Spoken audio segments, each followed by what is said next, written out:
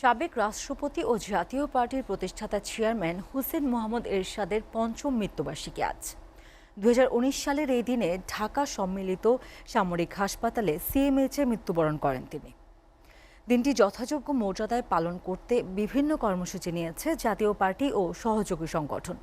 প্রয়াত রাষ্ট্রপতির রুহের মাগফিরাত কামনায় বিভিন্ন কর্মসূচি গ্রহণ করা হয়েছে বলে জানিয়েছেন জাতীয় পার্টির ভাইস চেয়ারম্যান ও রংপুর মহানগর সাধারণ সম্পাদক এস এম ইয়াসির।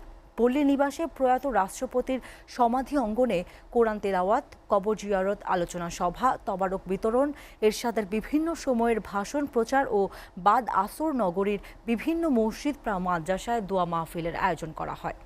১৯৮২ থেকে ১৯৯০ সাল পর্যন্ত ৯ বছর রাষ্ট্র ক্ষমতায় থেকে দেশের অবকাঠামোগত উন্নয়ন, অর্থনৈতিক সমৃদ্ধি সহ গ্রাম বাংলার উন্নয়নে কাজ করেছেন হুসেইন মোহাম্মদ এরশাদ। রাষ্ট্রধর্ম ইসলাম ঘোষণা, শুক্রবার সাপ্তাহিক ছুটি, ধর্মীয় প্রতিষ্ঠানের বৈদ্যুতিক বিল মওকুফ সহ উপজেলা ব্যবস্থার প্রবর্তকও ছিলেন সাবেক এই রাষ্ট্রপ্রধান।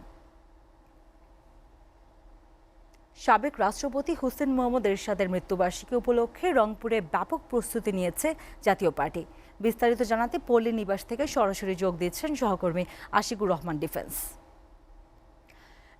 এরশাদের মৃত্যুবার্ষিকীতে রংপুর দলীয় কর্মসূচি কি জানাবেন?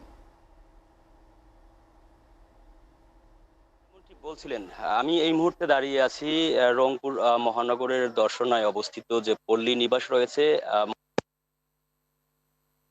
জাতীয় পার্টির প্রতিষ্ঠাতা চেয়ারম্যান আলহাজ হুসেইন মোহাম্মদ এরশাদের যে সমাধিস্থল, এই তার জীবদ্দশায় এই পল্লী নিবাস ছিল যে তিনি তখন বিভিন্ন সফরে রংপুরে আসতেন, ঢাকার ব্যস্ততা সেরে রংপুরে বিশ্রামের জন্য আসতেন কিংবা রাজনৈতিক কর্মসূচিতে আসতেন।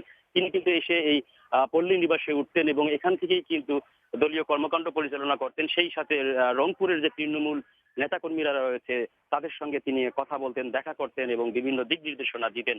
সেই স্মৃতিঘেরা রংপুরে সেই পল্লী নিবাসেই তাকে ২০১৯ সালের ১৬ই জুলাই সমাধিস্থ করা হয়। এখানে ১৪ই জুলাই তিনি প্রয়াত হন এবং বিভিন্ন আনুষ্ঠানিকতা সম্পন্ন করার পর তাকে এখানে রংপুরে মানুষের দাবির প্রেক্ষিতে কিন্তু এই পল্লী নিবাসে তাকে সমাধিস্থ করা হয়। যতদূর আমি খোঁজখবর নিয়েছি যে এই দিবসটিকে ঘিরে, এই প্রয়াণ দিবসটিকে ঘিরে রংপুর মহানগর এবং জেলা জাতীয় পার্টি সহ সকল অঙ্গ সহযোগী সংগঠনের সমন্বয়ে ব্যাপক কর্মসূচি নেওয়া হয়েছে। দিনভর এই কর্মসূচিগুলো চলবে।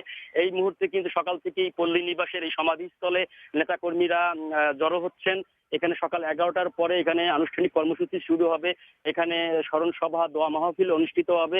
সেখানে সভাপতিত্ব করবেন রংপুর মহানগর জাতীয় পার্টির সভাপতি ও জাতীয় পার্টির কো চেয়ারম্যান রংপুর সিটি কর্পোরেশনের মেয়র মোস্তাফিজুর রহমান মোস্তফা।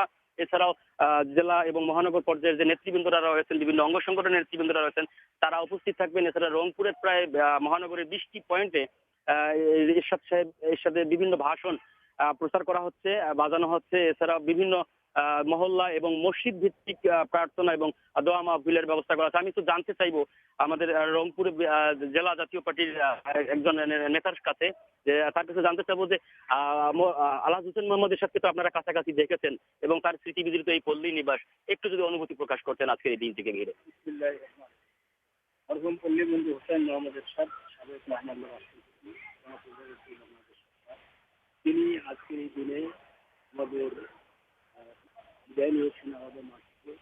আমরা সেই দিবসটি পঞ্চম মৃত্যুবার্ষিকী উপলক্ষে ব্যাপক আয়োজন রংপুর জেলা মহানগর জাতীয় করে আয়োজন করেছে।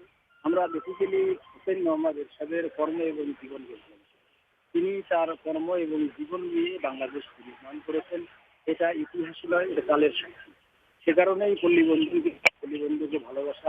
দুই হচ্ছে রংপুরে ওনার শৈশব কৈশোর, ওনার কর্মজীবন, ওনার সশস্ত্র জীবন এবং ওনার এই রাষ্ট্র মেরামতের যে গুরুত্বপূর্ণ জীবন তিনি রংপুরবাসীকে নিয়ে পালন করেছেন। এটা আমাদের গর্বের বিষয়। তিনি রংপুরের রাষ্ট্রনায়ক, যার কারণে আমরা গর্ববোধ করি। তবে একটি জিনিস আমি আজকে জাতির কাছে জানতে চাই এবং সরকারের কাছে জানতে চাই, জাতীয় পার্টির কাছে আমার জানার রয়েছে, পল্লীবন্ধু হুসেইন মোহাম্মদ এরশাদ হঠাৎ অসুস্থ হয়েছেন, তিনি দুনিয়া থেকে চলে গেছেন, সবাইকে যেতে হবে, এটা আমাদের নিয়তি। কি কারণে, কি রোগে আক্রান্ত হয়ে তিনি মৃত্যুবরণ করেছেন আজ অবধি জাতীয় পার্টির কাছে আমরা কেউ এটা জানতে পারিনি। আমাদের কাছে এটা অস্পষ্ট রয়েছে। পল্লীবন্ধুর মৃত্যুর কারণ আমাদের জানা উচিত। ধন্যবাদ আপনাকে।